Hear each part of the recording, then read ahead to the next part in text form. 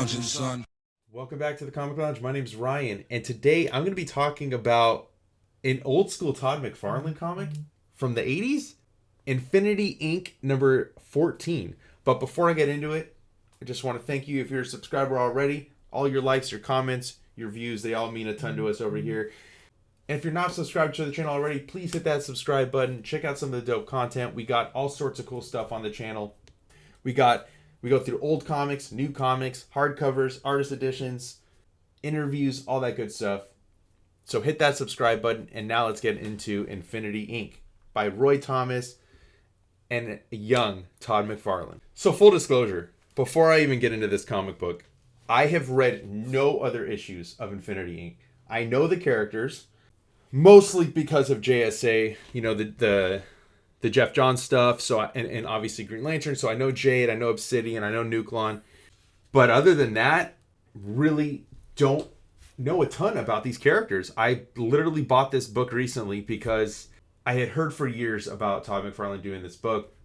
And I wanted to kind of flip through it and see what it looked like back then and how much of it kind of carried over into his style we came to know, especially when he went to Spider-Man. So it is interesting, Tony DeZuniga, on his inks, because it definitely gives Todd's lines a different vibe, and definitely they don't look exactly like what we come to know, especially when he starts to ink himself. So, this was one of the premier team books, I think, in the 80s, and I think it was pretty popular. I mean, I think this might have spun out from Roy Thomas's All-Star. I think it was All-Star Comics or something that he did. I can't remember. I don't know why. I'm just blanking on it right now. But he did do All-Star Squadron, I believe is what it was, actually. So he did his JSA book. I think it was in the late 70s or like really early 80s. And now, basically you're getting second generation. So you can see Obsidian, Alan Scott's son, right? Northwind is a sidekick to Hawkman. And we're just entering this like really basic kind of day. They're in Westwood, out here in LA where I'm from. So I kind of know the different spots that they're at when they mention in the book. And Todd and Norda, aka Obsidian and Northwind, are on dates, right? And so we're just getting, a casual evening out on the town. While they're out on the town, something happens. These jerks throw this cherry bomb, and they're gonna end up stopping this crime. That's the beginning of the book, and I really you can see a little I can see a little bit of Todd's style here. I think this right here is definitely him. The only thing that's weird is that you see the screech, but I would have thought almost to do lines would have made that kind of sell that, because the car looks like it's not really in motion much except for a couple little lines right here. One thing that I've always noticed about Todd is his hands. He draws hands a lot. He focuses on it a ton. And so you'll constantly see the way things will kind of flow. And I love this too. This is definitely something I think that he experimented with breaking the panel borders, having the characters and their alter egos kind of off to the side to show us who they are, because they're fighting in normal clothing. And I dig this too with the chains. I mean, Todd loves his chains, man, with Spawn. And you'll just keep seeing it. Look, the hands. He really sells it. The gun right here, to me, was the only weird kind of thing. But, very cool. I like the transformation of Obsidian into pure shadow. Able to kind of bring in a lot of energy and action into an otherwise kind of, I don't want to say basic. Nobody's really in costume here. So you have to make it exciting somehow. This looks very Spawn-esque to me too. And this is an interesting choice, because they're in the car and you just see the rear view mirror floating kind of, in the air and with the dice hanging down.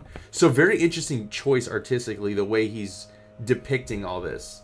And then we get this. These are some of my favorite pages of the book right here, where he's showing Northwind slamming this dude down, and we see this guy pull a knife on him and then get taken by the cops. And they're obviously not exactly super loved in LA by the police, but some of the dates, they're having their, one of them has their hesitations with Todd, I don't know if you're really my type. But the girl that's she's digging Northwind. And so now we're going to come back and we get to the crew. And I love that I love this too, where it's like a film reel. And I really dig the design of this 40s vehicle that's now basically their main mode of transportation. And so we get them joining back up. You know, Jenny Lynn and Todd are siblings. They're coming back from their own adventure from the issue prior. And they saved this Dr. Rose, who was a witness of it. And now you get a lot of like, kind of what reminds me of a little bit of like the Teen Titans with their, family dynamic and a lot of character moments of like, kind of just building out who these characters are. And it does do a good job, as somebody that has not read this series, of getting a feel for who these characters are as individuals and their personalities. But if I'm being honest, again, most of this was all just wanting to see Todd's art back then. And then I definitely see it more here, a little bit in the faces. And again, I love how he does this stuff with the panels. And you got like the phone cord breaking panel borders, the change from the phone coming out. This feels very Todd to me too. And then the close-up of the eyes. I'm not sure if George Perez is an inspiration in, but this reminds me a lot of what I would see in like Teen Titans, by Wolfman and Perez.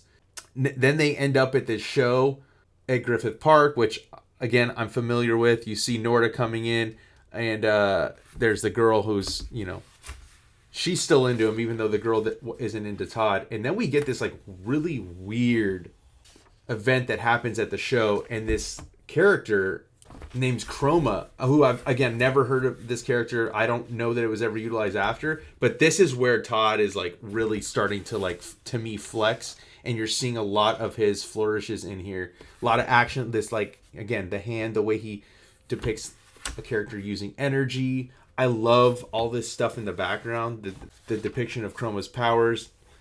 This stuff reminds me a lot of what we would eventually see in Spawn. Love this layout, how we have the characters inset and then Chroma just like standing over talking about endless cycles of creation and annihilation and just being a part of it. And then you watch this and the earth just being crumbled. And how are they going to take Chroma out? Which was really dope, is that Obsidian is able to, okay, you rainbow-coated fraud, your little light show doesn't scare Obsidian. I'm a black void capable of soaking up all the colors you've got, and that's how they take him down. But then they're left wondering if that's what Chroma was planning this entire time.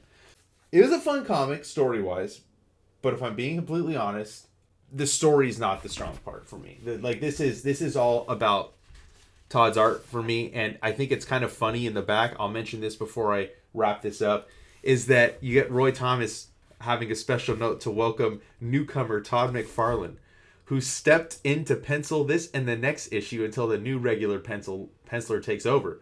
But Todd ends up taking over. And then this little note, hope you enjoy Todd's work and the offbeat story Dan and I concocted to try to take full advantage of it as much as I do. Personally, I predict Todd McFarlane is a name that Comics World will hear a lot more of in the future.